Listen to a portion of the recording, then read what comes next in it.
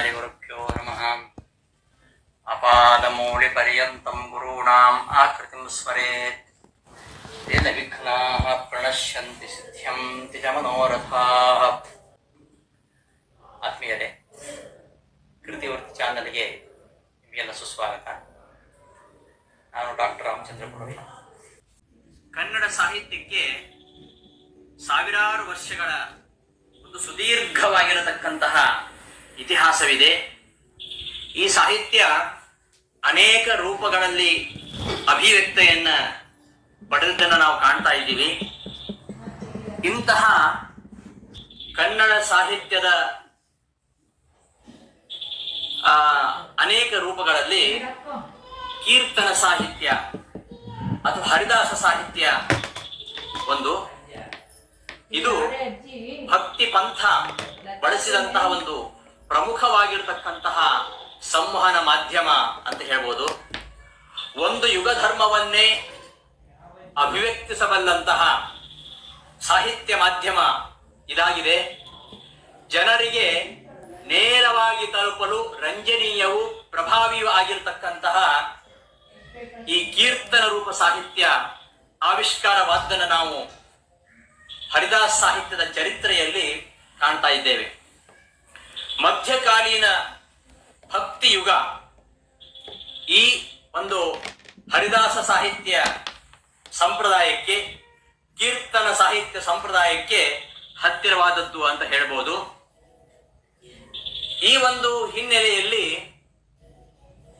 ಎರಡು ಪಂಥಗಳು, ಒಂದು ಶೈವ ಪಂಥ ಮತ್ತೊಂದು ವೈಷ್ಣವ ಪಂಥ, ಹೀಗೆ ಎರಡು ಪಂಥಗಳು ವ್ಯಾಪಕವಾಗಿ ಈ ದಾಸ ಸಾಹಿತ್ಯದ ಪರಂಪರೆಯನ್ನ ಹುಟ್ಟು ಹಾಕಿದ್ದಾವೆ. ಶೈವ ಪಂಥ ಶರಣ ಸಾಹಿತ್ಯ ಅಂತ ಹೇಳಿದರೆ, ನಮ್ಮ ಕೀರ್ತನ ಸಾಹಿತ್ಯ ಇದು ಹರಿದಾಸ ಸಾಹಿತ್ಯ ಎಂಬುದಾಗಿ ಈ ಎರಡು ಪರಂಪರೆಗಳು ವ್ಯಾಪಕವಾಗಿ ಹುಟ್ಟಿಕೊಂಡಿವೆ. ವೈದಿಕ ಪರಂಪರೆಯ ಒಂದು ನಿಗೂಢತೆ ಅಥವಾ ಅದರ ಒಂದು ಸೀಮಿತತೆ, ಇದನ್ನ ಒಂದು ಸಾಮಾಜಿಕವಾಗಿ, ಸಾರ್ವಜನೀನವಾಗಿ ಅಥವಾ ಸಾರ್ವತ್ರಿಕವಾಗಿ ಮೊಟ್ಟ ಮೊದಲು ಬಾರಿಗೆ ಇದನ್ನ ಪ್ರಚಾರ ಪಡಿಸಿರುವಂಥದ್ದು ಈ ಹರಿದಾಸ ಸಾಹಿತ್ಯ. ಈ ಪರಂಪರೆಯ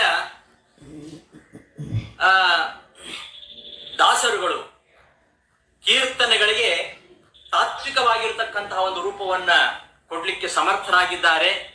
ಶ್ರವಣಂ ಕೀರ್ತನಂ ವಿಷ್ಣೋಃ ಸ್ಮರಣಂ ಪಾದಸೇವನಂ ಅರ್ಚನಂ ವಂದನಂ ದಾಸ್ಯಂ ಸಖ್ಯಂ ಆತ್ಮನಿವೇದನಂ ಎಂಬುದಾಗಿ ಪ್ರಹ್ಲಾದ ರಾಜರು ಪುರಾಣಗಳ ರಾಜನಾಗಿರ್ತಕ್ಕಂತಹ ಭಾಗವತ ಸಪ್ತಮ ಸ್ಕಂದದಲ್ಲಿ ಹೇಳುವಂತೆ ನವವಿಧವಾಗಿರತಕ್ಕಂತಹ ಭಕ್ತಿಗಳ ಮೂಲಕವಾಗಿ ಅವರು ಈ ಒಂದು ಕೀರ್ತನೆಗೆ ಒಂದು ವ್ಯಾಖ್ಯಾನವನ್ನು ನೀಡಿದ್ದಾರೆ. ಹಾಗಾಗಿ ಈ ರೀತಿ ವ್ಯಾಖ್ಯಾನಗೊಂಡಂತಹ ಈ ಒಂದು ಪರಂಪರೆಗೆ ನಿರ್ದಿಷ್ಟತೆಯನ್ನ ದೊರಕಿಸಿಕೊಡುವಂತಾಗಿದೆ. ಇಂತಹ ಒಂದು ಹರಿದಾಸ ಸಾಹಿತ್ಯದ ಪ್ರಯೋಗ ತುಂಬಾ ಪ್ರಾಚೀನವಾಗಿರುವಂಥದ್ದು. ಕನ್ನಡ ಕೀರ್ತನ ಸಾಹಿತ್ಯ, ಹರಿದಾಸ ಸಾಹಿತ್ಯ ಇದು ಬಹಳ ಪ್ರಾಚೀನವಾಗಿರುವಂಥದ್ದು.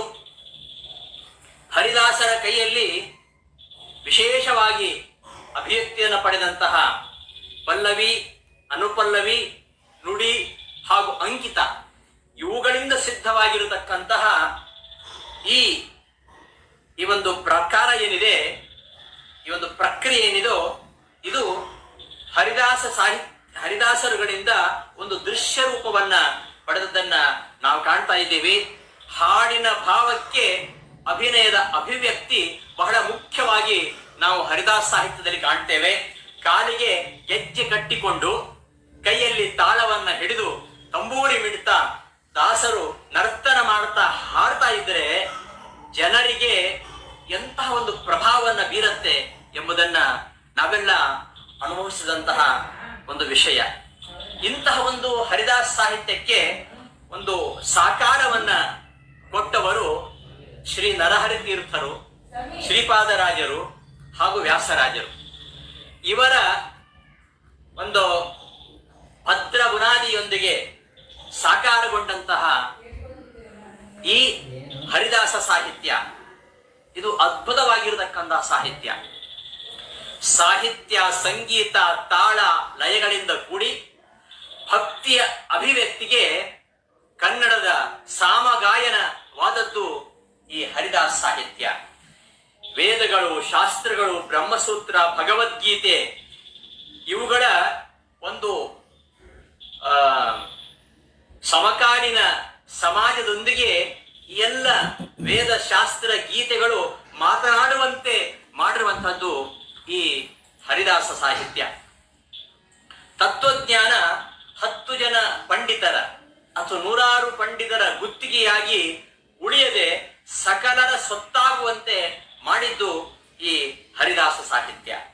ಸಂಸ್ಕೃತ, ಸಂಸ್ಕೃತಿ, ಅದರಲ್ಲಿರ್ತಕ್ಕಂತಹ ರಹಸ್ಯ ಸ್ವಾರಸ್ಯಗಳು ಜನರ ಬಳಿಯಲ್ಲಿ ಸುಳಿಯುವಂತೆ ಮಾಡಿರುವಂಥದ್ದು ಈ ಹರಿದಾಸ ಸಾಹಿತ್ಯ. ಕೇವಲ ವಾದ ವಾಕ್ಯಾರ್ಥದ ಒಂದು ವೇದಿಕೆಯಿಂದ ಜ್ಞಾನ ಭಕ್ತಿ ಯೋಗಗಳನ್ನ ಕೆಳಗೆ ಇಳಿಸಿ ಬೆಳೆಸಿ ಜನಜೀವನದಲ್ಲಿ ಉಳಿಸಿದ್ದು ಈ ಹರಿದಾಸ ಸಾಹಿತ್ಯ. ಸದಾ ಸಮಾಜಕ್ಕೆ ಅಭಿಮುಖವಾಗಿ ನಿರಂತರವಾದ ಒಂದು ಹೊಸ ಗಾಳಿ, ಹೊಸ ಬೆಳಕಿನಲ್ಲಿ, ಹೊಸ ಭಾಷೆ, ಹೊಸ ಧಾಟಿಯಲ್ಲಿ ಅರಿವನ್ನ ನಮಗೆ ಹರಿಸಿದ್ದು ಈ ಹರಿದಾಸ ಸಾಹಿತ್ಯ.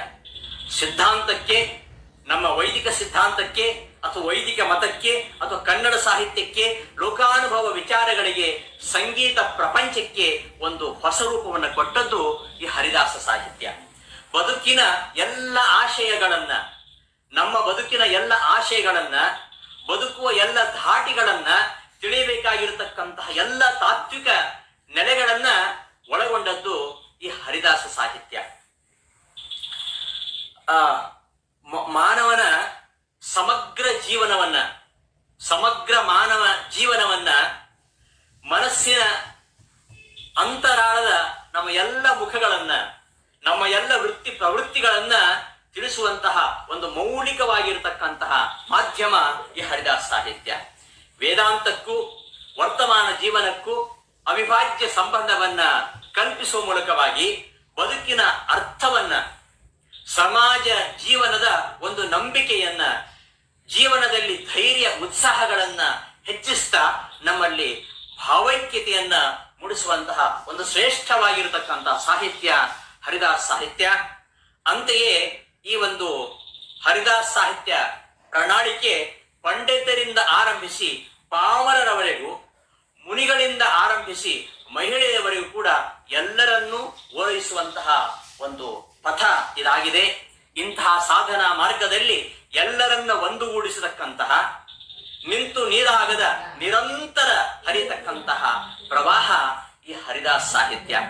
ಈ ಹರಿದಾಸ ಸಾಹಿತ್ಯದ ಭಾಷೆ ತುಂಬಾ ಸರಳ, ಆಡು ನುಡಿಯ ಸ್ವರೂಪ, ಅವುಗಳಲ್ಲಿ ನಮ್ಮ ಅಂತರಂಗದ ತೀವ್ರವಾಗಿರತಕ್ಕಂತಹ ನೋವುಗಳಿವೆ, ಮಡುಗಟ್ಟಿದ ದುಃಖ, ಕೋಪ, ತಾಪ, ಆಕ್ರೋಶಗಳಿವೆ, ಶೃಂಗಾರ, ಲಾಲಿತ್ಯ, ಕೆಚ್ಚು, ಲಾಸ್ಯ, ಪ್ರೀತಿ, ವಾತ್ಸಲ್ಯ, ಅಭಿಮಾನ, ಸ್ನೇಹ, ಭಕ್ತಿ ಇವೆಲ್ಲ ಮಡುಗಟ್ಟಿ ತುಂಬಿ ತುಳುಕಾಡ್ತಾ ಇವೆ. ಇದು ನಮ್ಮ ಹರಿದಾಸ ಸಾಹಿತ್ಯದ ವೈಶಿಷ್ಟ್ಯ ಅಂತ ಹೇಳ್ಬೋದು.